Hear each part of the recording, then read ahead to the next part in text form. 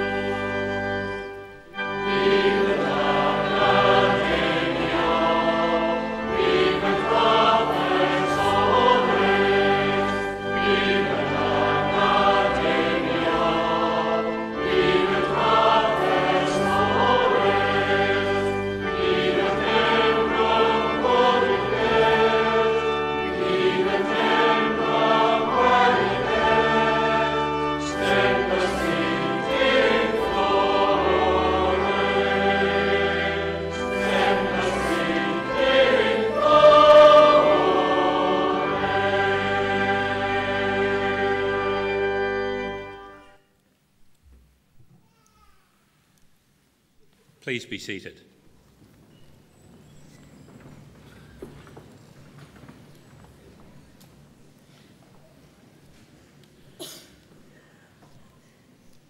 Can I acknowledge two special guests with us this afternoon, Kay McIntyre, Chair of the Kapitaki Board, and Professor Emeritus Ian Watson, who is a past Principal of Albany and a long-serving Massey staff member. Ina waka, ina mauna, ka whahi, ina taiha, tana koutou katoa. Kia orana, talofa lava, malo e lau mali, whakalofa lahi atu, talohani, whakatalofa atu, nisa bula, ni menhau, na mensti, mahaba. A very warm welcome to this, your ceremony.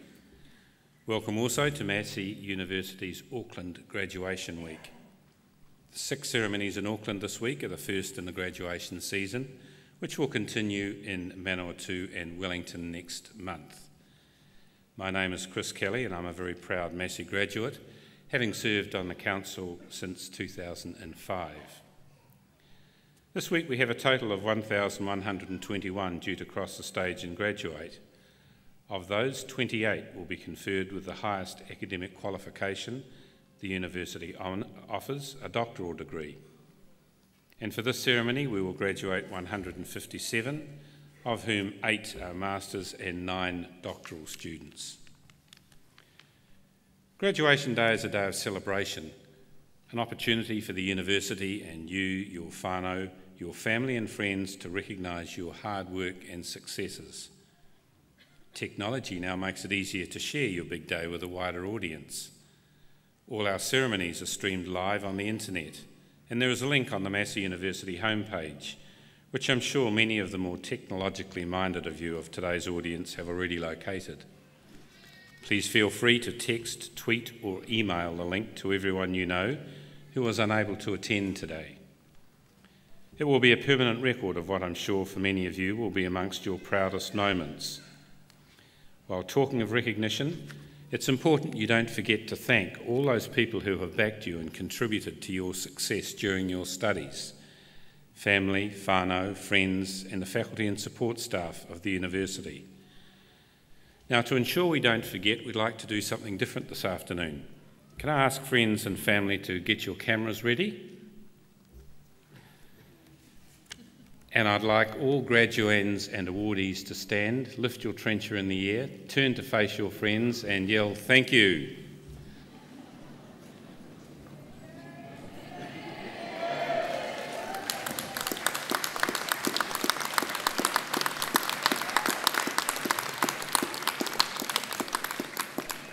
Can I ask you now to turn around and face the stage and repeat it in front of the staff and alumni?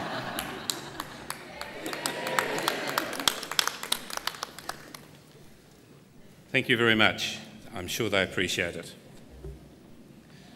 The ceremony we're about to go through today is very traditional, having its roots in graduation ceremonies developed some 800 years ago.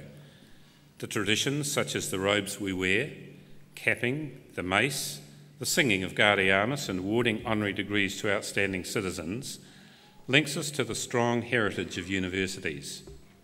Universities are institutes of higher learning in which the teaching and learning environment is provided by academics actively involved in the generation of new knowledge through research and scholarship. You will graduate today as the beneficiary of a university education.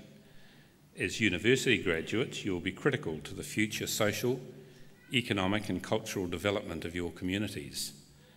As a graduate of Massey University, you will inherit the reputation of this highly regarded institution. The reputation of a university is built on the achievements of its past and current faculty and its past students. Evidence of the achievements of our faculty and alumni like Sir Richard Taylor, Kate Sylvester and Sir Graham Henry, to mention a few, is all around us. We pride ourselves on producing people who put New Zealand on the global map for its innovation, creativity, research and teaching. And we celebrate all our can-do graduates who get out there and make a difference. It's this performance track that allows us to rightly claim to be the engine that will drive the new New Zealand. The number of accolades, awards, prizes and other recognitions received this year by our current students and faculty indicates our track record will continue to grow. The university is a major business in New Zealand with a turnover of more than $400 million a year and is a very significant employer in the 3 regions in which it has a presence. The management is led by the Vice-Chancellor, who is the equivalent of the Chief Executive Officer.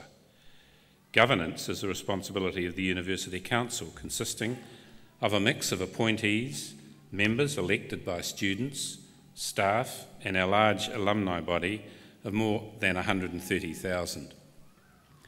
You may be aware that the Minister of Tertiary Education plans to reduce the size of all university councils to a maximum of 12 members, on the grounds that this will result in a greater commercial focus, faster and better decision-making.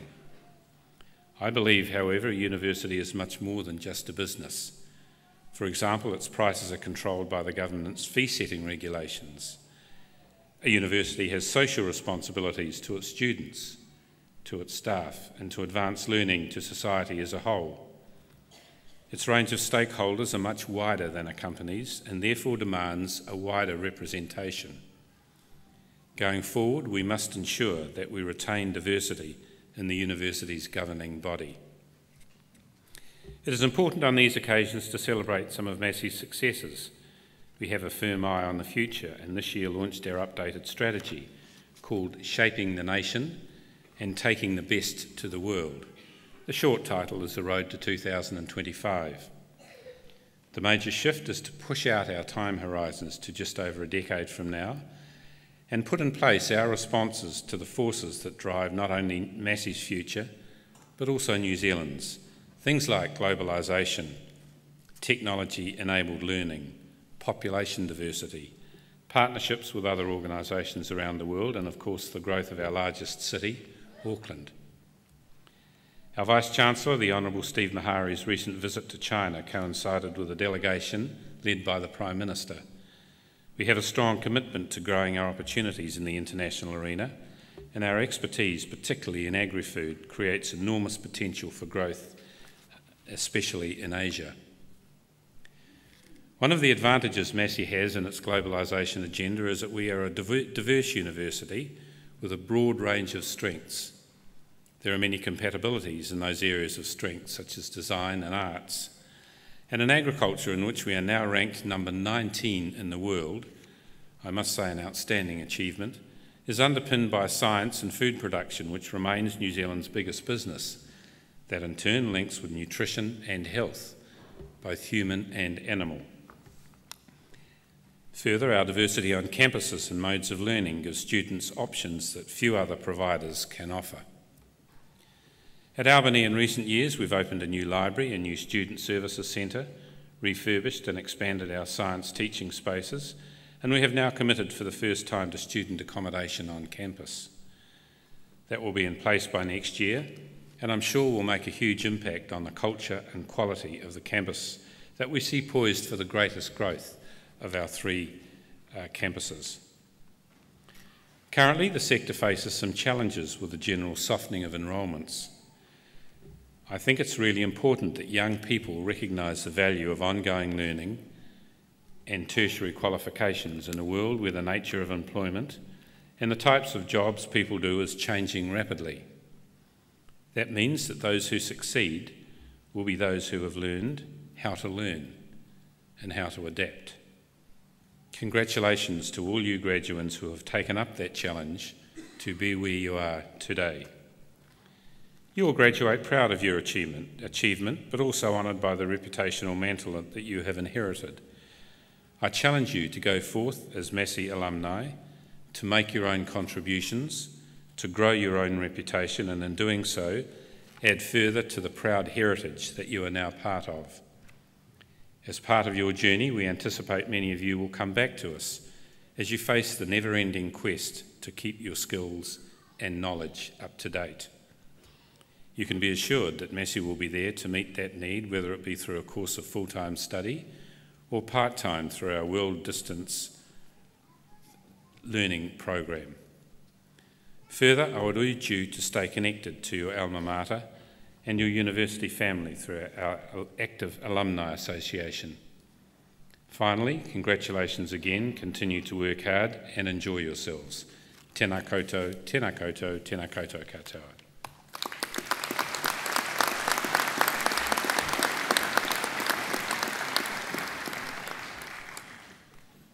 By the authority of the Council of Massey University, I, Christopher Kelly, Chancellor, will now award the certificates and diplomas and confer the degrees on those to be presented and those to be listed as in absentia. Chancellor, the Pro Vice-Chancellor's nominees for the College of Humanities and Social Sciences will present to you the recipients of certificates and diplomas and graduates in that college.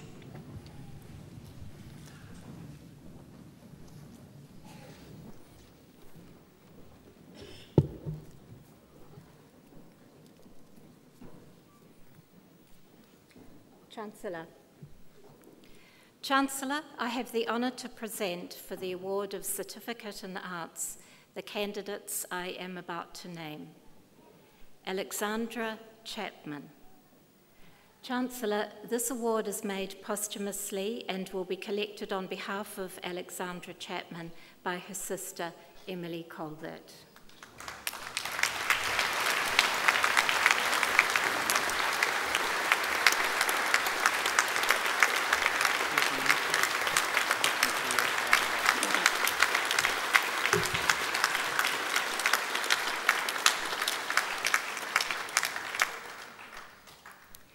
Deborah Lee Newbury.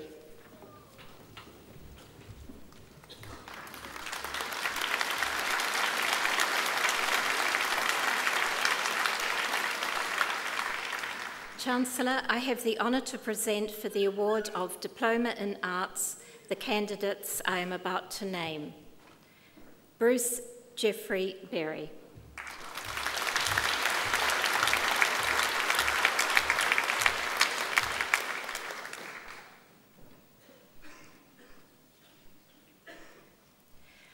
Noel de Guzman Camacho.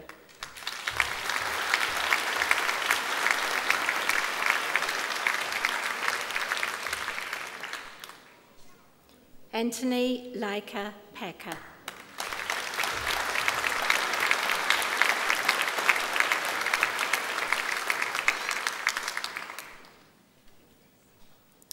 Rafael Jose Mari Solomon Sevillano.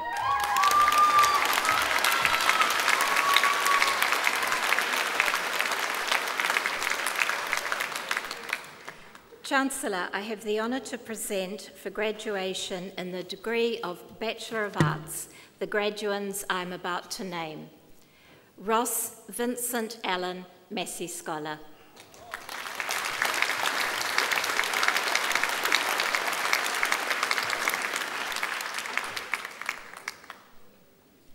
Monique Helen Anderson.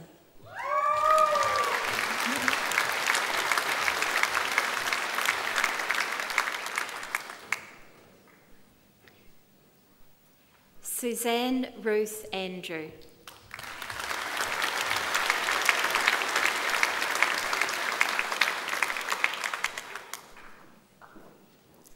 Irene Leslie Andrews Nay-Reed.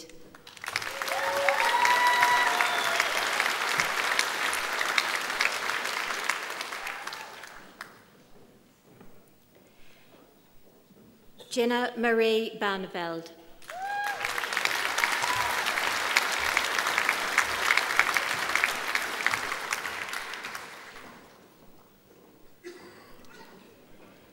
Jessica Lucy Beaumont.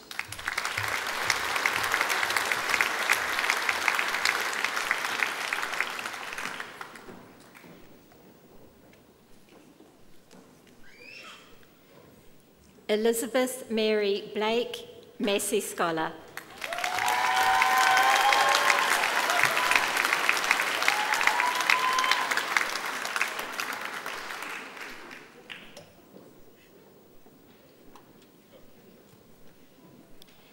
Alicia Louise Bowler.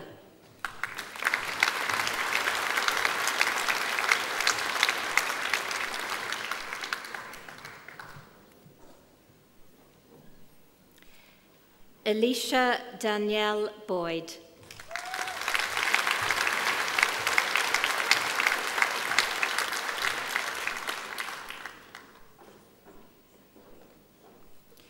Amy Susan Broxton.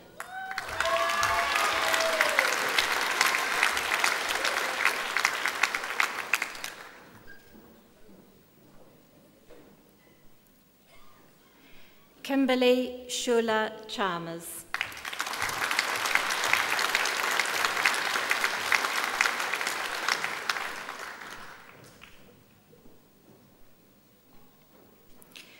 Rebecca Laura Chappell.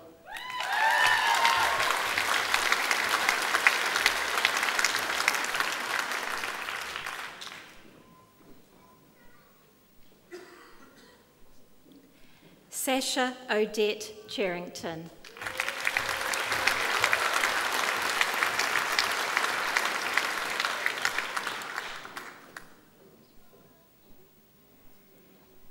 Teresa Mary Chin.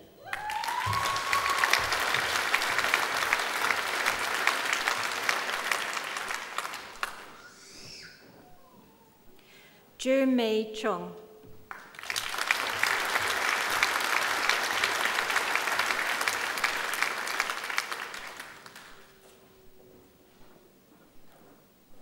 Emma Kathleen Clark.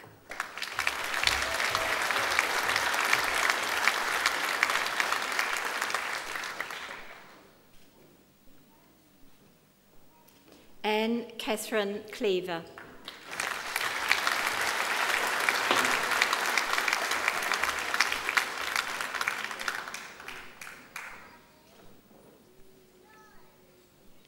Shirley Janet Closey.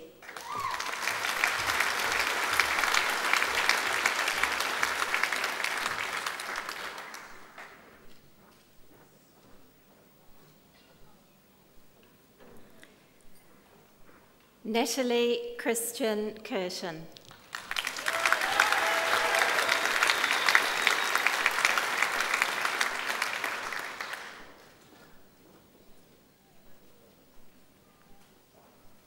Gemma Louise Darby.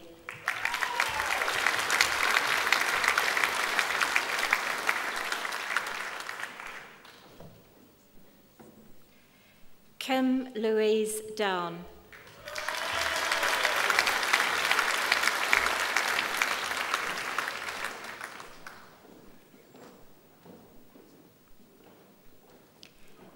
Mary Ann Downs.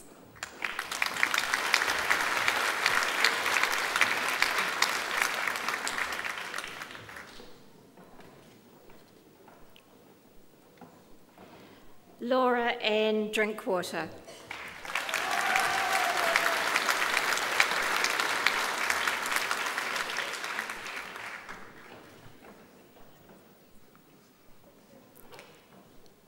Taylor Rill Eddie Nay Hender.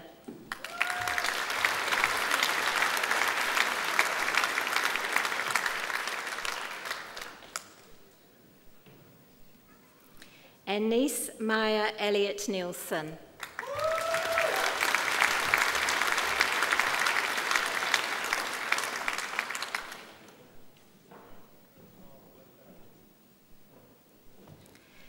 Georgia Billy Kristen Evans.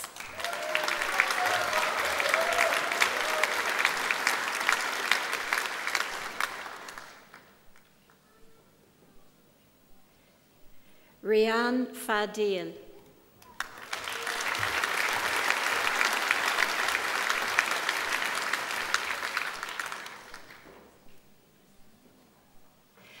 Chloe Ann Fairweather.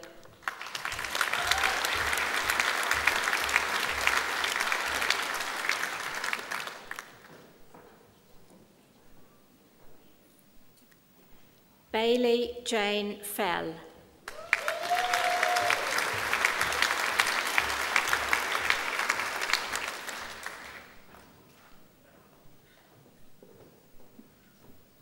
Amy Lee Graham.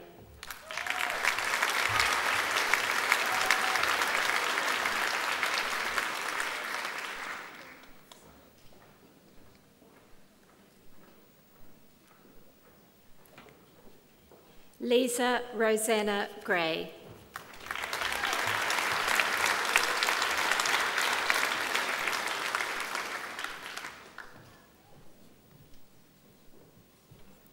Angela Lee Hale.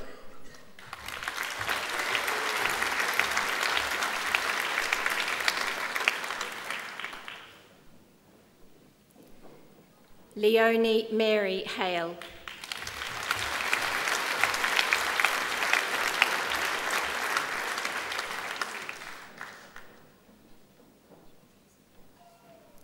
Emma Jeanette Halpin.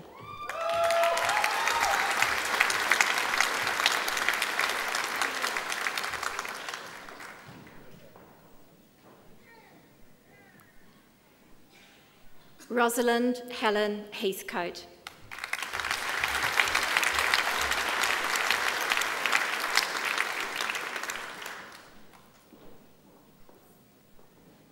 Michelle Hedges Nay Tanner.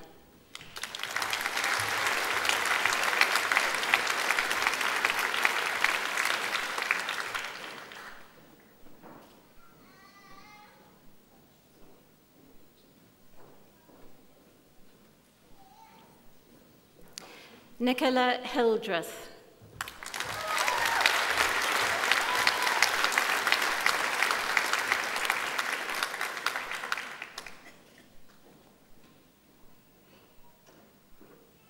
Jessica Hendrika Hill.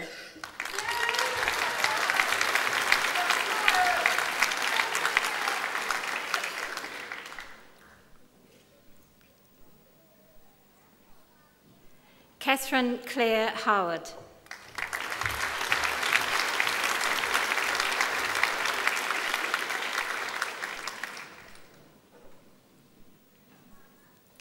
Pei Su.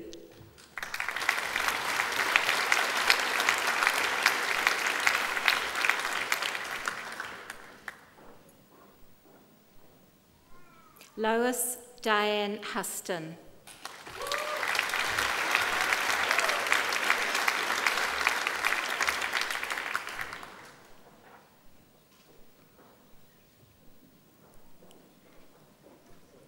Goan Ju.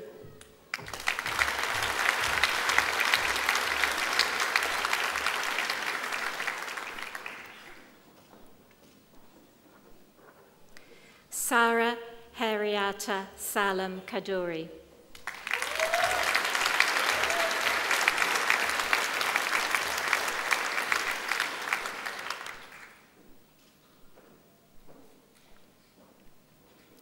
Tini Trina 10K Khan.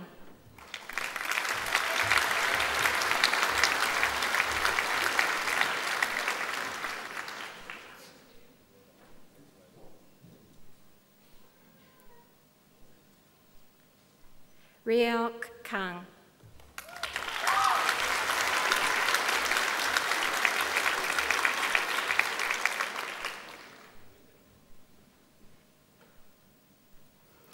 Lauren Joy Coomridge.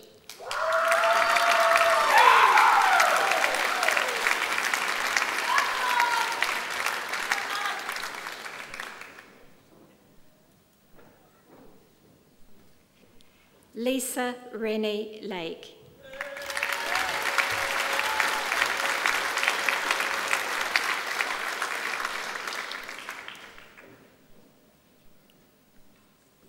Thank you, Chancellor.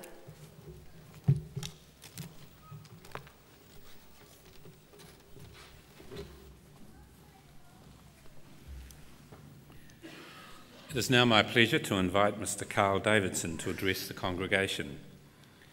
Carl was one of Albany's early recruits teaching sociology in the New Albany campus from 1995 until 1998 and is thus a very appropriate speaker in this, our 21st birthday year. He came to Massey from DSIR and taught research methods in his own inimitable style to undergrad, graduate and graduate levels. While here, he wrote a number of books about research methods, which some of you in the audience today probably would have used in your own degree courses.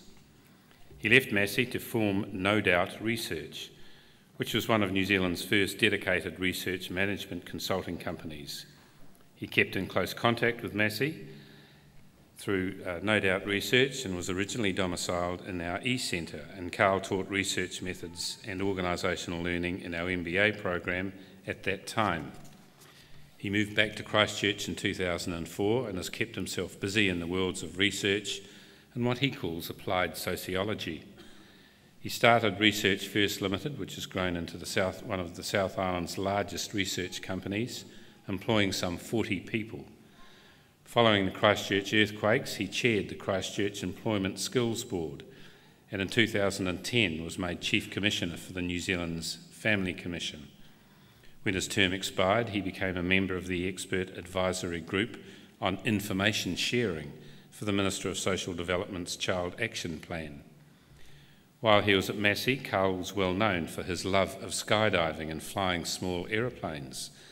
But these days, any spare time he has is now fully occupied raising his 2 young daughters. Carl.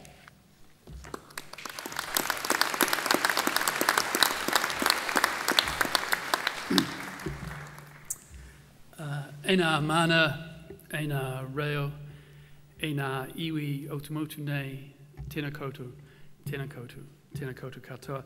Thank you, Chancellor, for that very kind introduction. And I suppose I should say too, happy birthday. It's not very often that one gets to celebrate the coming of age and the midlife crisis on the same day. So I congratulate you on that. I'd also like to extend very warm greetings to the staff and faculty on the stage, some of whom are some of my old colleagues. And I'd like to extend greetings to the family and whānau of the students graduating today. But most of all, I want to welcome and greet those of you in the class of 2014. You are going to hear congratulations a lot today, Derek, and I want to add my voice to those. And I want to do it by telling you why I believe for you from here almost anything is possible. And I want to do that by telling you about why I think you've got the keys to cracking the code of the art of possibility. And I want to do that by talking about what your qualifications are in, what's in your qualifications, and then what your qualifications reveal about what's in you. And as I talk to you, I want you to please always keep in mind that I speak to you today as somebody with a BA. So let's begin with what your qualifications are in. Mark Twain once famously said that education is the journey from cocky ignorance to miserable uncertainty. But your qualifications have taught you that uncertainty has become as certain as death and taxes. And that means that you've learned that the questions we ask in life are actually more important than the answers we seek. We live and work, and you will go and live and work in a world where information has become abundant and cheap, and yet meaning has become precious and rare. Your qualifications have taught you how to navigate that complexity and how to live and thrive in that world, because they've taught you how to think and rethink about your world using observation, logic, and theory. In the process, you will have learned that complexity is an opportunity rather than an obstacle. And that the way that you deal with complexity is actually about looking for fresh insights rather than always reaching for a new set of instructions. You've also learned that there's nothing quite as practical as a good theory. And although you might not know it yet, you're all destined to become workplace philosophers. As Bobby Kennedy once famously said, some people see the world as it is and ask why, while others see the world as it may be and ask why not. Well, I suggest that you're all going to become the people asking why not. Because I suspect that your qualifications mean that all of you will leave here with one eye on social justice. That most of you, or a lot of you, will end up either working to comfort the afflicted or afflict the comfortable. Your degrees have shown you, I hope, that a little rebellion now and then is a very good thing, and that innovation can only ever happen because of disruption. But actually, I'm here to tell you that your qualification is far more valuable than the subject it's in, or the subject that's written on the certificate and diploma and degree you got today. And that's because you've learned a number of skills along the way to your degree that I think are going to stand you all in terrific stead for the rest of your life. And as much as I am a fan of the subjects that are taught in the College of Humanities and Social Sciences, and I'm a huge fan of those subjects, I want you to all start thinking about not what your degree is in, but what is in your degree. Because perhaps most obviously what your degree has taught you is how to think. A good part of your qualification has been about developing your thinking skills. And you'll know this, I hope, because when you're faced with a new challenge in your life, the first question you'll reach for will be, how should we think about this, rather than what should we do about it? Other people with qualifications in different subjects may look at you strangely at these moments, but it won't be the only time they look at you strangely, because other people with qualifications in other subjects often think unlikely and improbable mean the same thing. That is, they fall into the trap of mistaking the unfamiliar for the improbable. And that you won't fall into that trap, I think, demonstrates what psychologists call cognitive flexibility and cognitive self-control. The first of these, cognitive flexibility, is the ability to negotiate unfamiliar situations, to look for novel ways to think about problems, novel ways to start addressing problems. Cognitive flexibility is what people mean when they talk about thinking outside the box. But the second one interests me even more. Cognitive self-control is the ability to actually arrest or inhibit your first instinctive response to a problem and actually to wait for a better solution to emerge, to wait for what philosophers call an adjacent possibility to emerge. Now, I urge you not to underestimate the value of those skills. Whenever I talk to the people I know that own companies or have senior roles in companies and so get to choose what kind of staff get employed, they all tell me a very similar thing, which is what they're looking for in staff are people who can think hard, perform complex tasks competently, and then communicate about what they did well. I was having dinner with the guy who runs Hewlett-Packard in New Zealand and Australia last month, and he was telling me that he's reached a point where he's not even interested in employing computer science graduates anymore. And actually what he's looking for is people with terrific communication skills and terrific thinking skills. So I directed him at the College of Humanities and Social Sciences and urged him to start thinking about people with BAs. Those skills are precisely the skills that you've picked up on the way to your qualification, and you should be immensely proud of them. But I also think you should give silent thanks to the people that sit on the stage and all of the staff who taught you in your journey through Massey, because they helped you nurture and develop those skills that will stand you in terrific stead. And as much as that impresses me, The thing that impresses me most about your qualification is what it reveals about what's in you. Because while you've been studying hard for your qualification and negotiating all the other things in your life that demand your energy and your time, you've actually demonstrated that you have the perseverance and the determination and the grit that is at the bedrock of a lifetime of success. These things are what psychologists call non-cognitive skills, and one of the important messages I have for you today is that it is these skills which actually define the art of possibility. So when I say non-cognitive skills, what do I mean? Well, I mean that you've learned that life isn't always about holding good cards, but it's about playing whatever cards you've got well. It means that you've learned that the middle of every successful project looks like a disaster and that it always will. I mean that you've learned that perseverance is the hard work you do after all the hard work you've already done. That character is what you reveal on your third or fourth attempt at a problem. I mean, you've learned that criticism is a resource, and it's much better to have your work saved by criticism than ruined by praise. I mean that you've learned to wear your disappointments lightly. You've learned that failure is not fatal, and it's the courage to continue that really matters. I mean that you've learned that it takes as much time to think as it does to panic, and that it's panic that turns experts into beginners. I mean that you've learned about the value of taking some risks, and that if you try too hard to fit in, you'll never stand out. I mean that you've learned that difficult and impossible are not synonyms. So if you're here with your family in whānau today, I suggest this is the moment when you whisper a quiet voice of thanks to them. Because those non-cognitive skills that you've exercised throughout your qualification are things that were nurtured and developed in your family and whānau setting.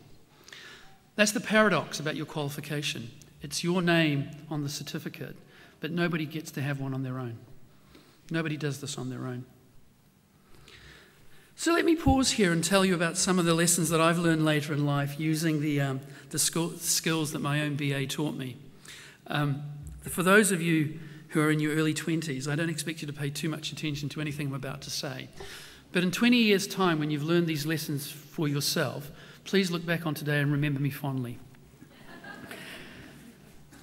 In the 20 years since I graduated, I've learned that regret is a far heavier burden than failure. I've learned that there is a difference between what you have a right to do and what is the right thing to do. I've learned that you don't want to do the right thing for the wrong reasons, and you don't want to do the wrong thing for the right reasons. There is such a thing as a terrible idea beautifully executed. I've learned that how you do business in your life is at least as important as how much business you do.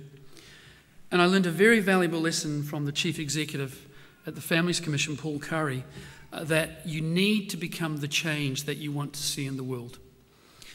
On the plane, I was reminded of a story that I heard years ago that illustrates this brilliantly, and if you've heard it before, please bear with me. It's about a man who gets up in the morning and goes for a walk along the beach. And as he's walking along the beach, he sees a woman at the far end, either dancing or doing Tai Chi or doing something strange. And as he gets closer and closer towards this woman, he sees that actually the beach is covered in starfish that have been washed up by the tide. And there are thousands of starfish scattered for miles. And the woman's there, picking up a starfish, throwing one back, one at a time. And the man says to her, what are you doing? You're an idiot. You can't possibly make a difference. There's thousands of them. The woman bends down, picks up a starfish, throws it back into the sea and says, sure made a difference to that one. You have to become the change you want to see in the world. But mostly what I've learned in the 20 or 25 or maybe even 30 years since I graduated is that there is much more to life than working yourself to exhaustion to pay for things that sit around your house never being used. Charles Kingsley said it much better when he said, we act as though comfort and luxury were the chief requirements in life and the thing that we were supposed to chase, when actually all anybody needs to be happy is something to be enthusiastic about. And my point to you today is that all of you have plenty to be enthusiastic about. The content of your qualification, the thinking skills you've picked up along the way, the character traits you have nurtured and demonstrated to succeed in your degree, all of those things give you all you need to create whatever kind of life you want. And that remains the case, even if the future looks a little scary to you. Perhaps right now, the future presents you with too many options, or perhaps right now, you don't know where you're going to start. But the great thing about the future is that it arrives one day at a time. All you have to do is start somewhere. To embrace the future, you simply have to face it. And while you're doing that, you need to remember that life is not an obstacle course that you negotiate, but it's a story that you write every day. Remember too, that few people in their lives really come anywhere close to exhausting the potential that lies within them. There are deep wells of ability and intelligence and skill that reside in all of us that we rarely tap. Shakespeare said it better when he said, "We know what we weave, but not what we may be." So that's my message for you today. Dream big, but remember to start small. Use what you've learned here at Massey to resist the incessant demands of mediocrity that exist in the world. And if you remember only one thing that I've said to you today, remember this. It's not enough to be good when you know you can be great. So go and be great. Thank you.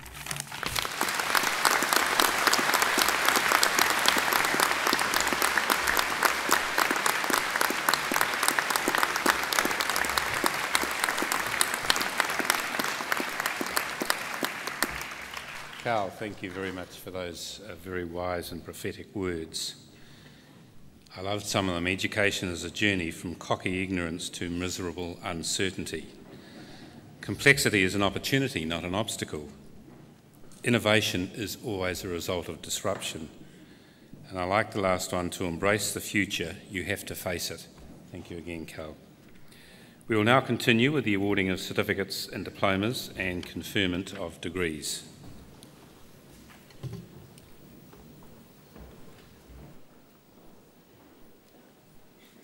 Chancellor, I have the honour to present for graduation in the degree of Bachelor of Arts the graduands I am about to name. Rena Alice Langdon.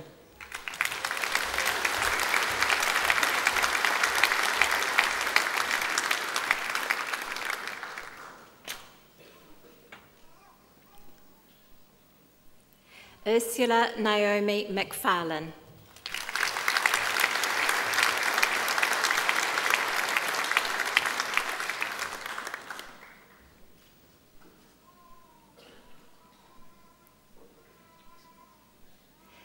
Mihaela Mangowska.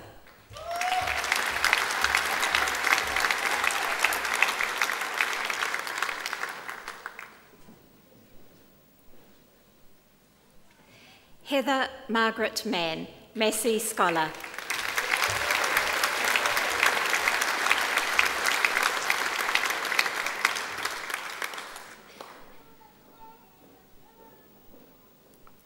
Haveli Magdalene Mariner Nay Sameki.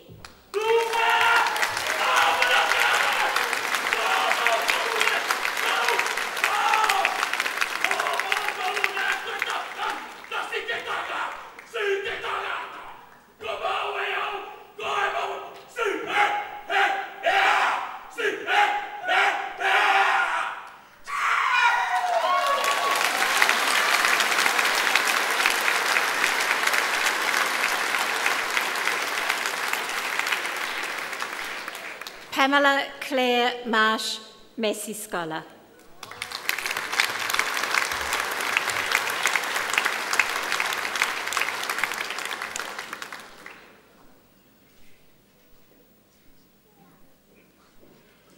Charlotte Ann Matner.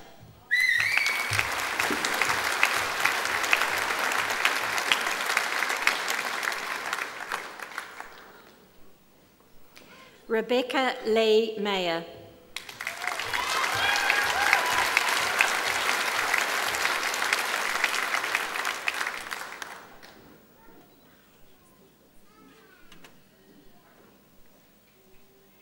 Daniel Mark McGrath.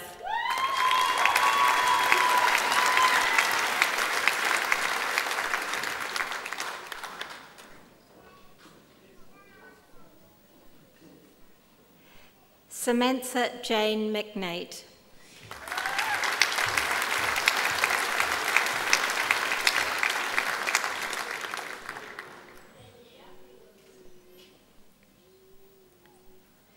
Hannah Wendy Maluish.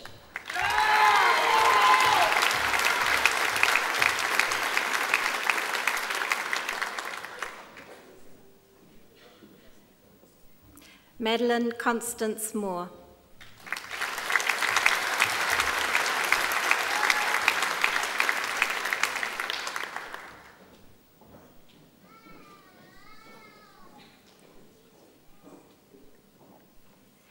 Stephen Carl Moston.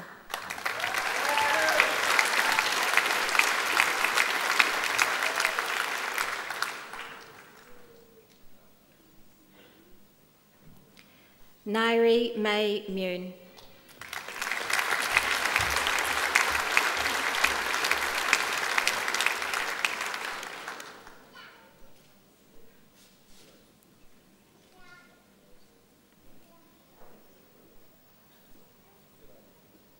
Sepua O'Brien.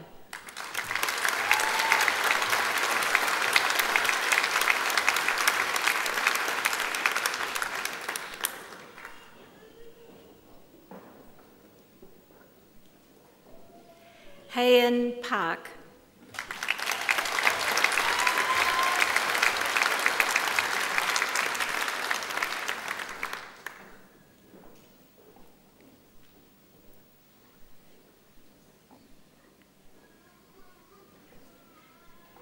Nicholas John Parkinson.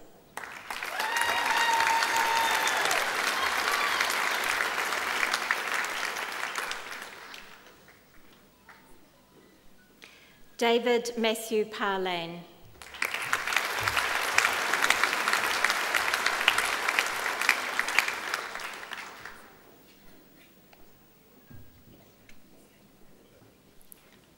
Jennifer Chloe Ann Parsons.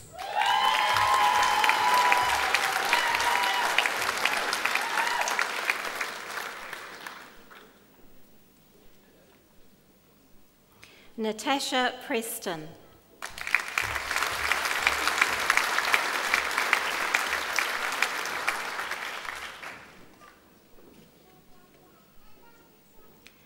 Joanne Ramsey, née Wildermuth.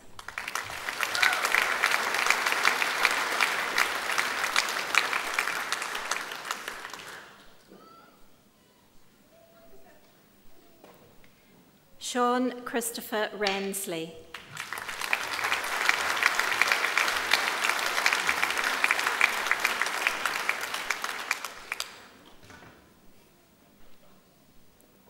Marianne Louise Robertson.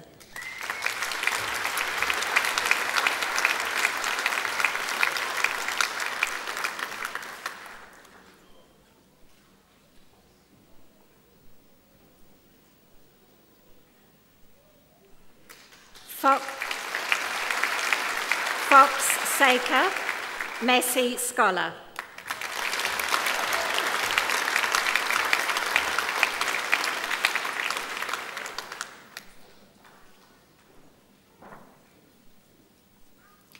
Daniela Schön, née Klausch.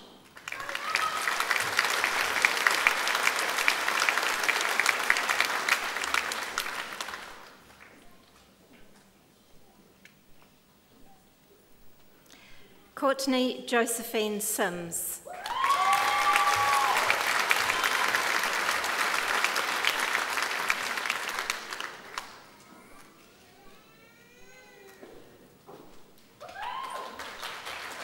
Sarah Mary Jane Somers.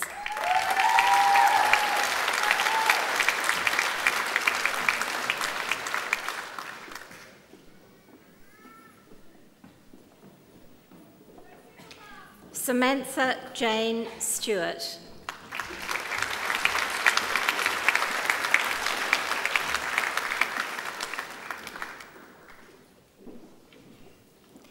Janine Ann Sullivan.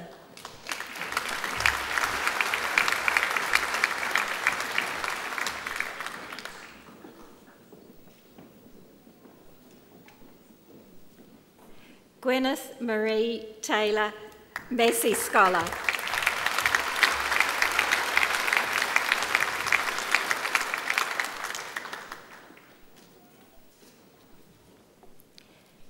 Natalie Rowan Thomas.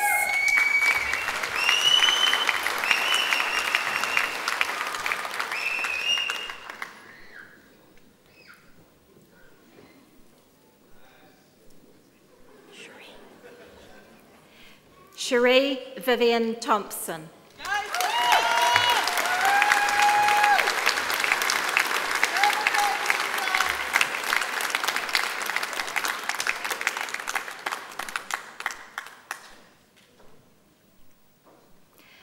Courtney Tour.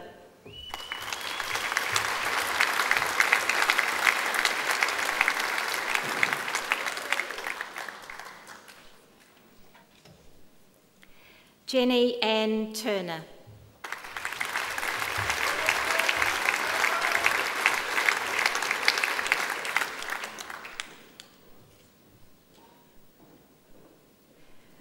Pauline Yuan.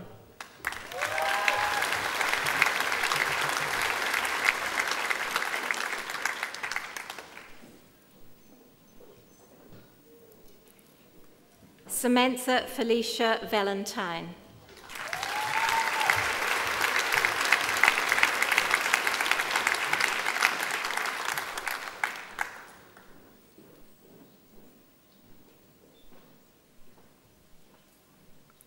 Kimberly May Wade.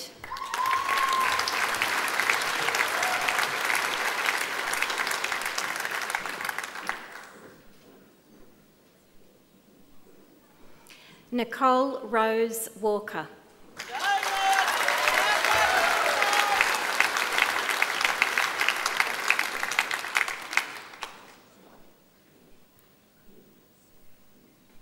Jane Wallwork.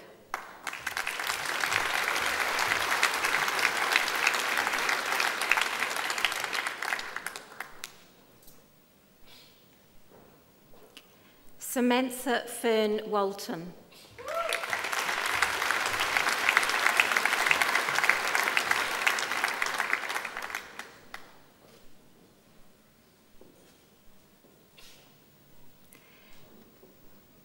Kirby Marie Zeta Wawaris.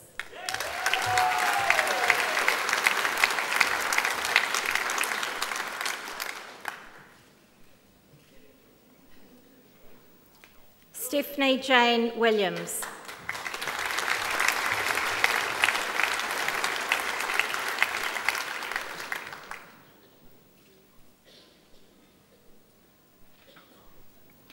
Catherine Zoe Wiley.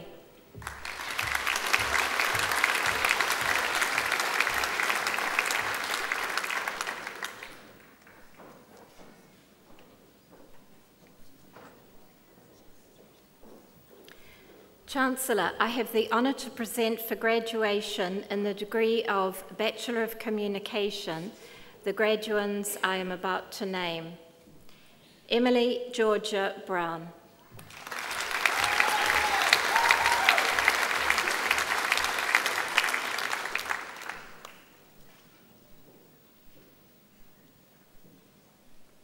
Nicholas Graham Strawbridge.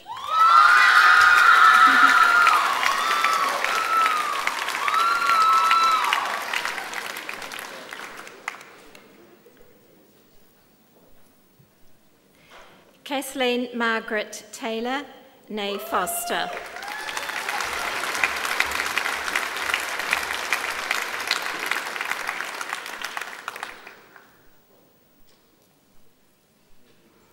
Chancellor, I have the honour to present for graduation in the degree of Bachelor of Arts, Bachelor of Business Studies, the graduand I am about to name. Marisna Ruat.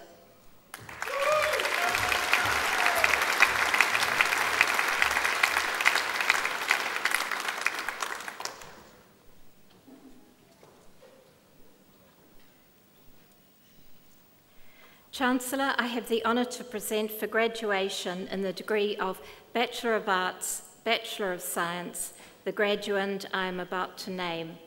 James Roy Buckwell Macefield.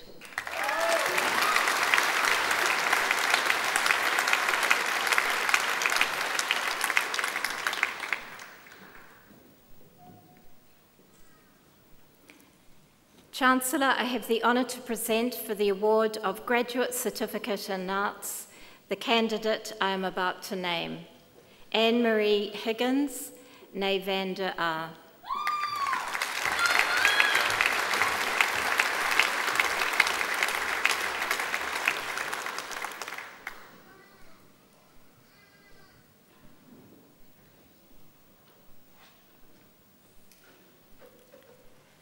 Chancellor, I have the honour to present for the award of Graduate Diploma in Arts the candidates I am about to name. Shanita Shalni Atam.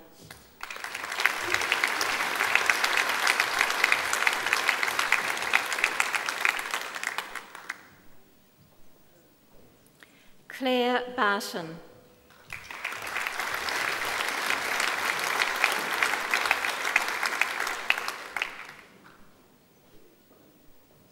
Karen Margaret Bates.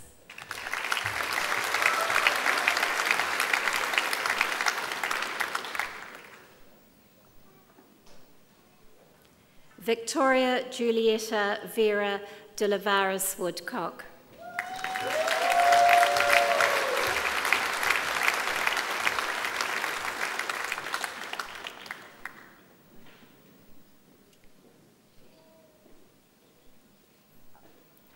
Helen Jane McNaughton, née Coleman.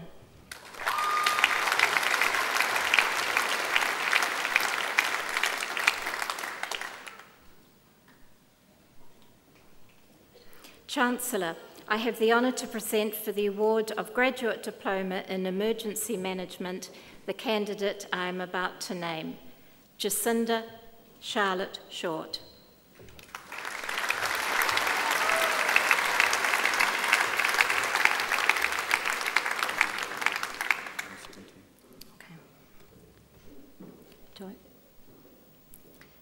Chancellor, I have the honour to present for the award of Graduate Diploma in Arts the candidate I am about to name, Mandy Marie Poll, née McLean.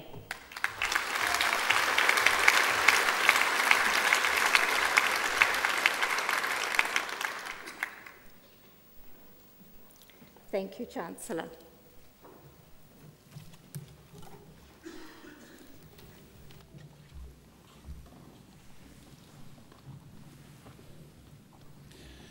We now come to the entertainment section of the ceremony and to have some really great entertainment. I've seen these people before and it's really, they're real great fun. The Anaru Performing Arts Troupe, which was established and founded in 1992 by John Currier, the 2 times dance champion for the Cook Islands. The Anaru was represented the Cook Islands in many major Cook Island events in New Zealand, and are well known for their vibrant, humorous, passionate, lively and energetic performances. We now invite them to share some Cook Island culture, music and arts with us. Kia ora ana, ladies and gentlemen, kia ora ana. Can't hear you, kia ora ana. Ah, yes. When you go to the Cook Islands, they say kia ora ana. When you go to Australia, they say g'day. Right now, ladies and gentlemen, without further ado, we'd like to present to you the Anuenua Performing Arts. Ladies and gentlemen, I know in the olden days we've traveled from one place to another by canoe, our forefathers, but tonight our first number for the night is about one of our warriors called Ru, who discovered Aitutaki before Captain Cook, and then Captain Chef and all the other captains after that. Ladies and gentlemen, put your moisturizing hand together for the Anuenua Performing Arts.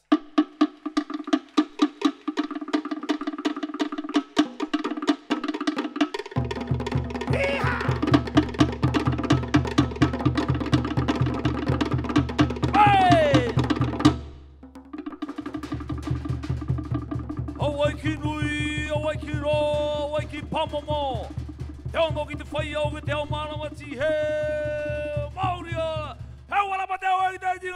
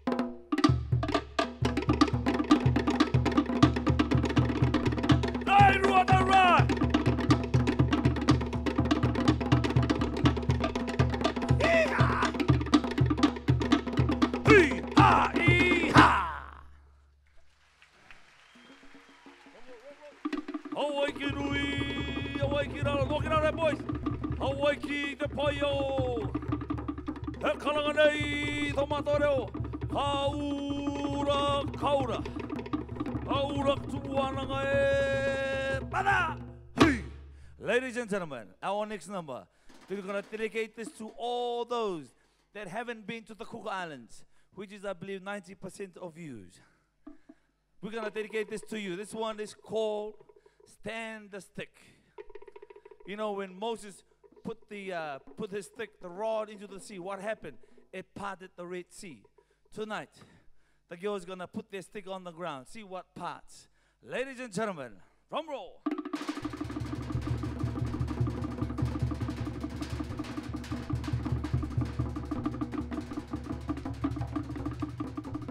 Oh, voila!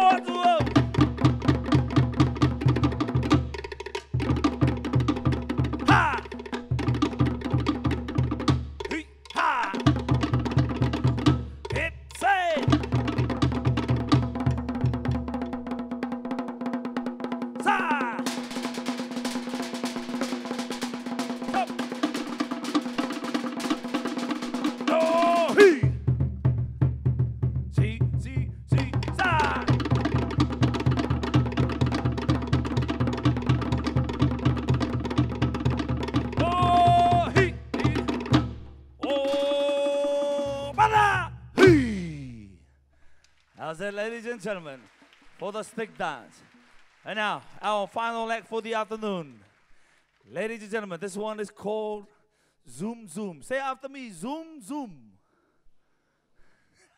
You've probably seen the ad on TV. But before that, before we go any further, I'd like to congratulate all the graduates, not just you, and also your parents. I believe you have a purpose in life for whatever graduation, whatever paper you have achieved. May God bless you, because the Bible says in Jeremiah 29:11, I know the plans that I have for you, says the Lord. It's a plan to prosper. I believe when you prosper, your community, your family, your whole nation prospers. Amen? Amen. Ladies and gentlemen, without further ado, our last number for the evening. It goes something like this. Say after me, Zoom, Zoom. I can't hear those ones up the top. Say it louder. Zoom, Zoom. Yeah. Here, hey. Here, ha. Here, hey. Here, ha. Yes. Here, hey. Here, ha. Oh. Say, lua, no, ha, pai lagi, luai lagi. Pai lagi na loya, wai. Tu na le papaya.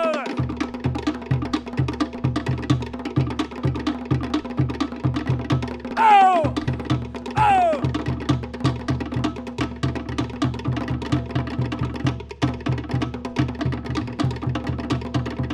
Hey, hey. Yeah. Hey. Oh. Hey. Ha. Hey. Yeah. Yeah. Yeah. Go. Para todos. Oh, cada palabra. Pita la baigoi.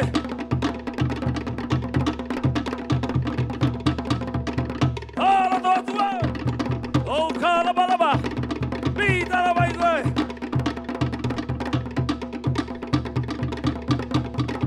Oh, jamurere, oh, jamurere. Hey, ha. Uno, dos, tres, cuatro. Hey, uno, dos, ay, uno, dos, oh, jamurere, oh, jamurere.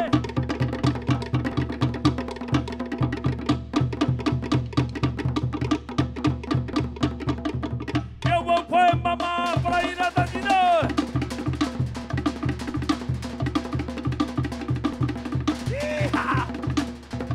Ela! É que eu vou pôr mamá para vai.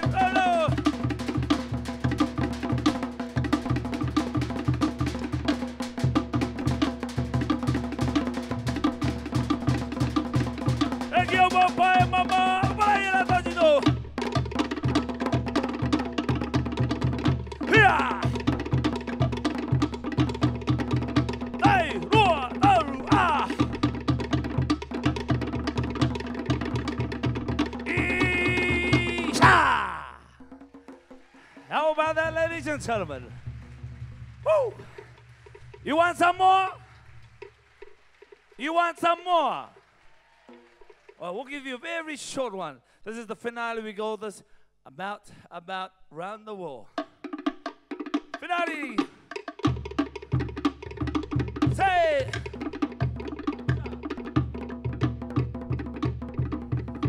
Ladies and gentlemen, on behalf of Anuno Performing Arts, we'd like all to wish you all a very, very blessed new year. To the teachers, to the lecturers, to the managers, thank you very much for having this opportunity for us to be here to showcase a little bit about the beautiful Cook Islands. Once again, kia orana, ke manuia. E kalanga tu madre. Kiralo.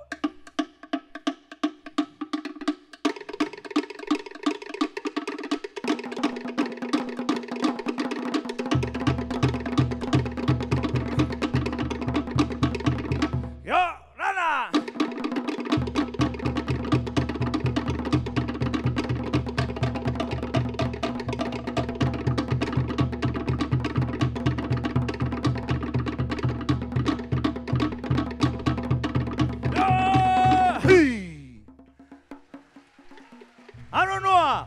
3 cheers for everybody. Hip hip. Hip hip. Hip hip. Ladies and gentlemen, and graduates, parents and children, one long one for us. Hip hip. I'm sure you can do better than that. Hip hip. Thank you very much. Hey, Walado.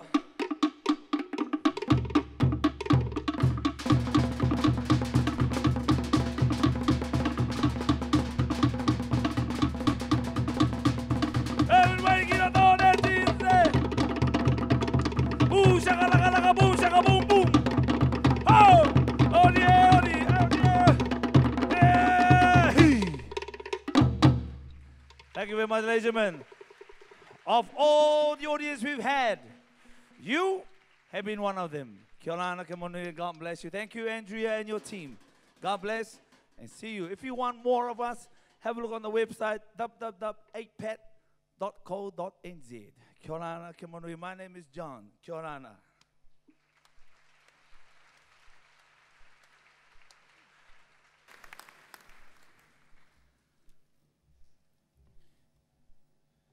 Thank you to the Anu Anua dancing troupe. You were just as good, if not better, than you were this morning. Thank you again. We will now continue with the awarding of certificates and diplomas and conferment of degrees.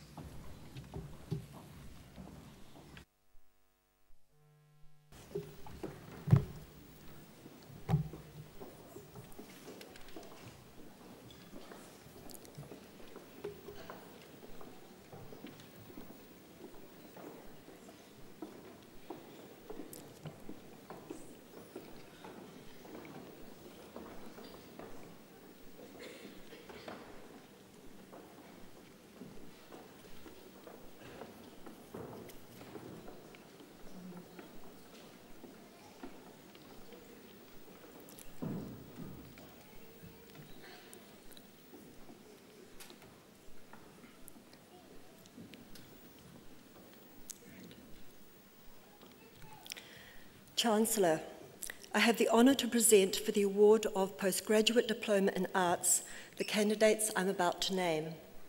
Erana K. Hokupora Watkins.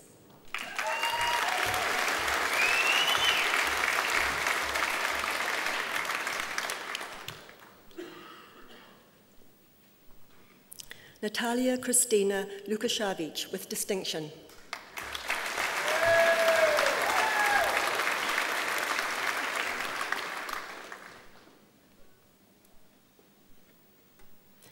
Barbara Ann Simpson with merit.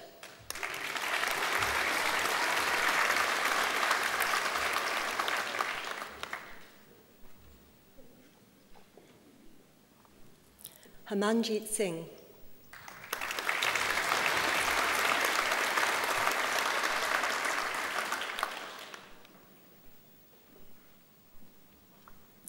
Alistair Clive Watts with distinction.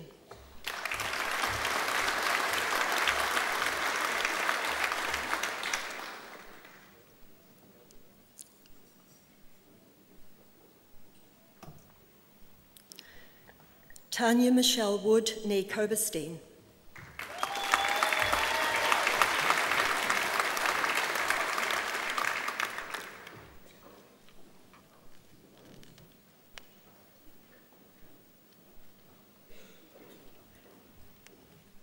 Chancellor, I have the honour to present for the award of Postgraduate Diploma in Cognitive Behaviour Therapy the candidates I'm about to name. Paul Winstone Barber with distinction.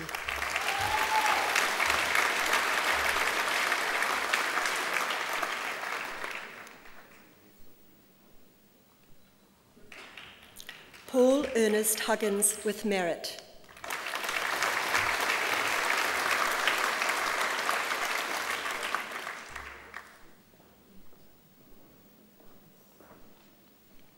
Sarah Jane Longman.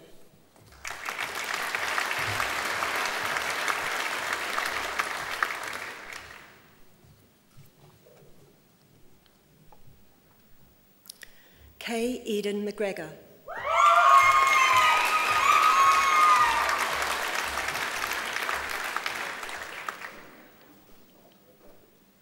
King Romblensky.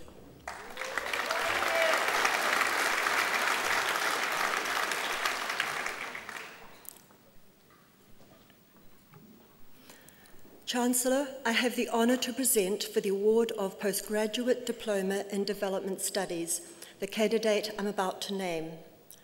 Bryony Rose Marshall Raven with distinction.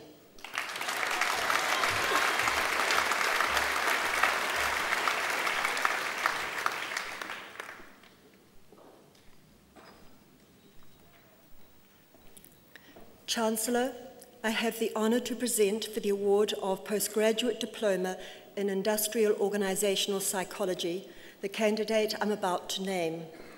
Paulette Lee Brazali with distinction.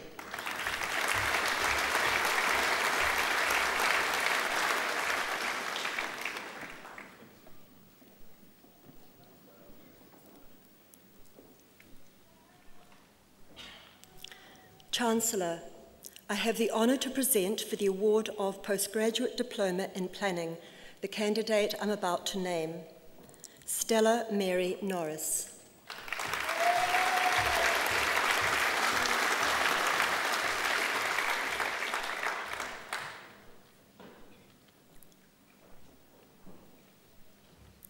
Chancellor, I have the honour to present for the award of Postgraduate Diploma in Whānau Development the candidates I'm about to name.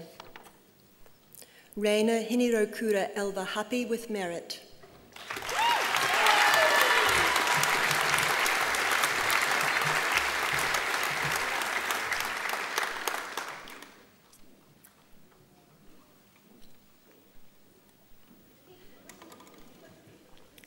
Ronald George Ralston with distinction.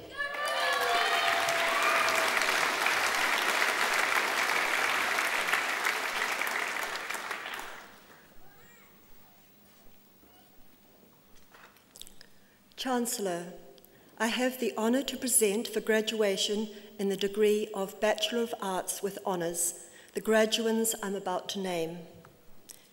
Ian Clive Appleton, First Class Honours.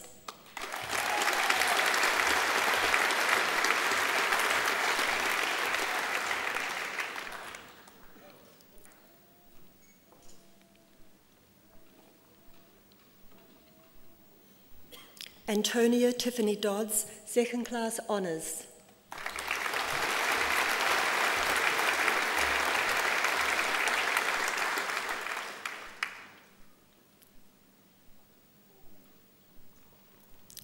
Chancellor, I have the honour to present for graduation in the degree of Master of Arts the graduate I'm about to name. Kim Green Nay Hamilton with distinction.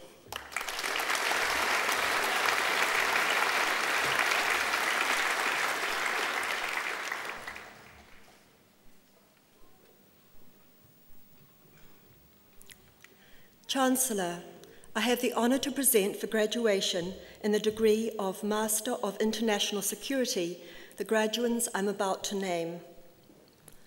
Mark Edward Brewer with distinction.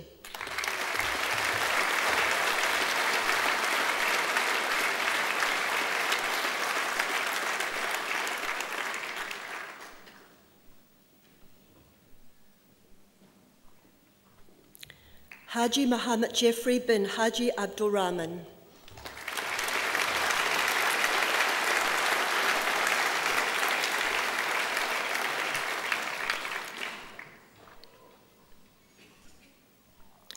Chancellor, I have the honour to present for graduation in the degree of Master of Resource and Environmental Planning the graduands I'm about to name.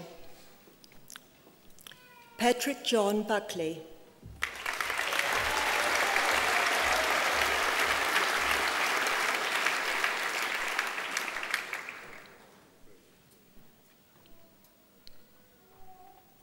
Ashley Therese Carlisle Day Brinkley, Second Class Honours.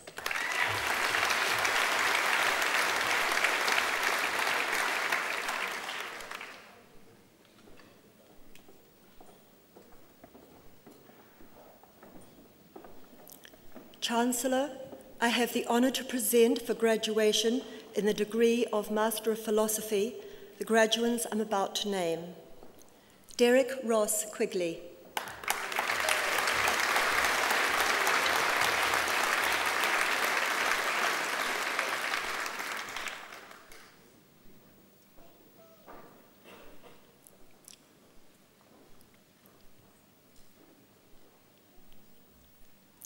Lucy Margaret Ripier Nayleaf.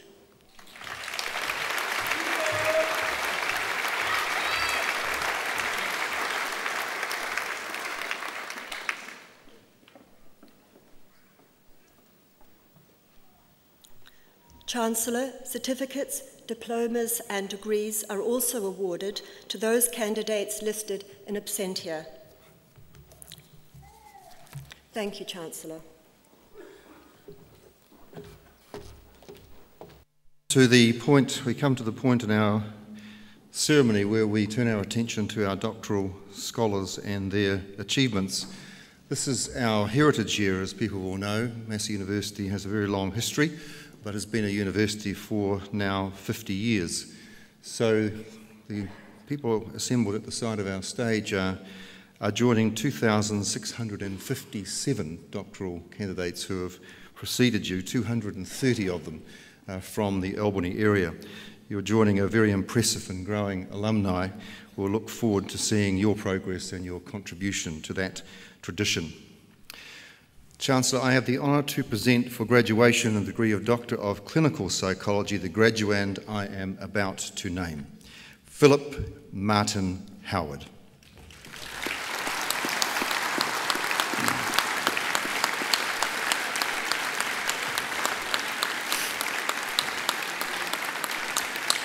Difficulties with memory are common after brain injury, including difficulties recalling faces and names. Mr. Howard's research included the development of an iPhone application to support face naming for people with moderate to severe brain injuries. The application produced dramatic improvements in functional face naming for all participants, and approximately half of the participants showed improvements in reported social interactions associated with its use. Please acknowledge Dr. Howard.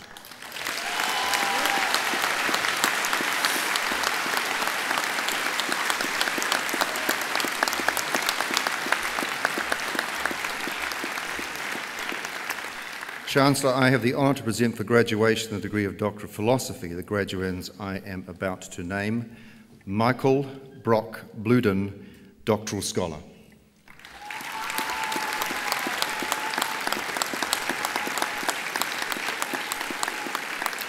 Process use occurs when stakeholders learn through their involvement in evaluation.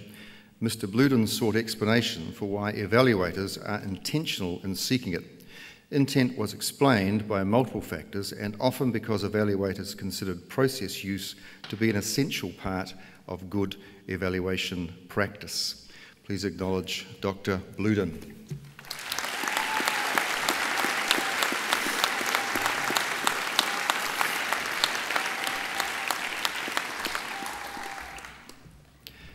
Cheryl Rose Burke, Doctoral Scholar.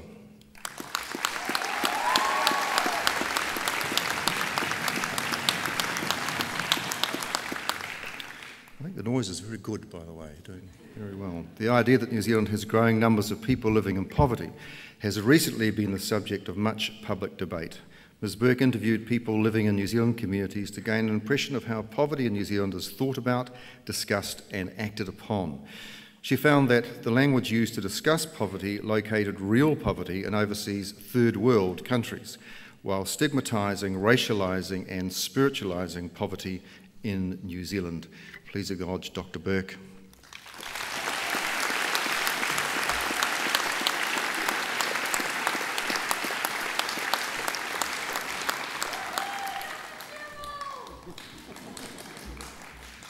It's Dr. Burke to you from now on.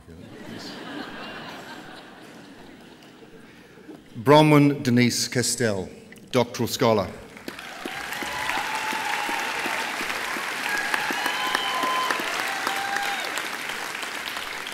It is generally accepted that effective mental health care includes the consideration of religious and spiritual beliefs. However, authors often state that these beliefs are neglected and minimised by mental health practitioners.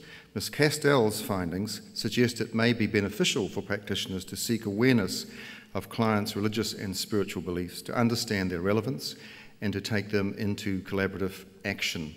Dr. Castells.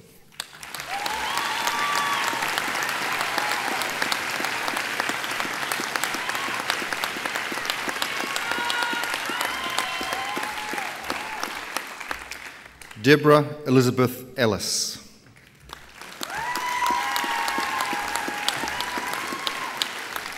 Dealing with emergencies is an everyday occurrence for the health sector, but large-scale incidents require extra capacity. Ms. Ellis investigated the psychosocial factors relating to adaptive capacity in New Zealand's health workforce. Her results provide information that can inform staff wellbeing programs for this sector. Dr. Ellis.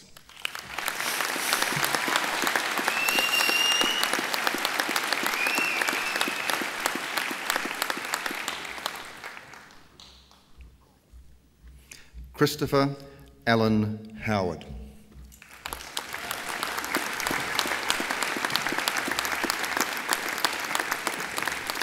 Meaning and movement are central to the human experience. Mr. Howard explored the experiences and meanings of contemporary journeys to the Himalayan region, paying special attention to the role of imagination, the body, technology, authenticity, and spirituality. Beyond the experiences of individual travellers, he demonstrated how such travel reveals a commentary on contemporary society. Dr. Howard.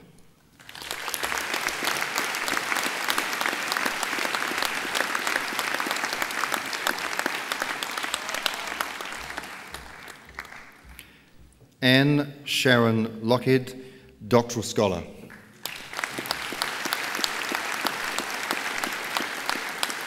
Moral uncertainty is often a characteristic of contemporary children's fantasy fiction. Ms. Lockhead argued that this mirrors a more general shift away from the greater certainty of the past and reflects the ethical anxieties of today's society. She suggested that some of these children's fictions imaginatively reinstate moral values that are not only relevant today, but are even more ethical than those values upheld by their literary predecessors. Dr. Lockhead.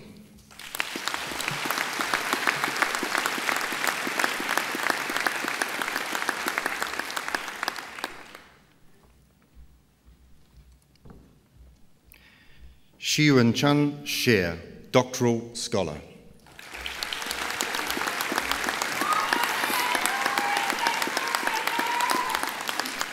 Ms. Sher investigated older Chinese migrants' ageing experiences in New Zealand and examined the relationship between happiness and the self.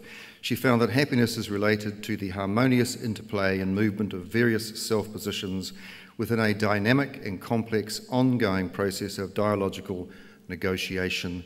Dr. Sher.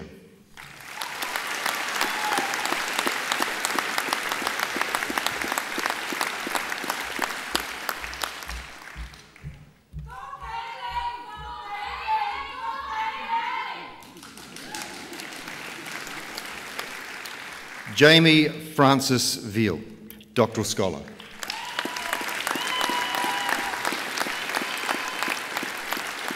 Ms. Veal examined why some people identify with a gender that is different from that they were born with, and that sometimes even change their gender. She found that several factors are involved in the development of different gender identities. These include biological factors, such as genetics and hormonal differences, psychological factors, such as repression of gender identity, and social factors, such as other people's tolerance of gender variance. Dr. Veal.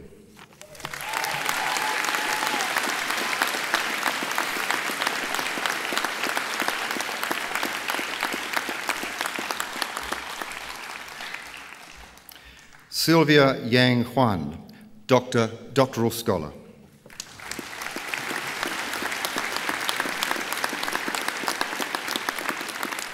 Ms. Huan investigated the lives of the 254 men and women who went to China as missionaries and were associated with Aotearoa New Zealand in one way or another. She presented a sociological interpretation of this historical phenomenon. These missionaries' experiences in China were found to have a lifelong impact on them, which has extended to another generation of their families. Welcome, Dr. Huan.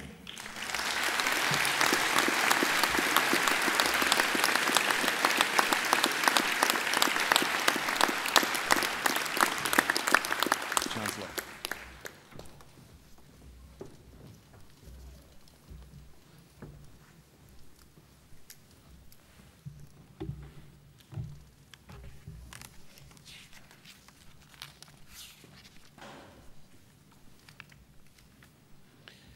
At the conclusion of this ceremony, guests are requested to remain in their seats until a procession has moved from the auditorium. I now declare this congregation to be adjourned. Please join with us in singing the national anthem, God Defend New Zealand, the words of which appear on page 10 of the program and on the screen above. Please stand.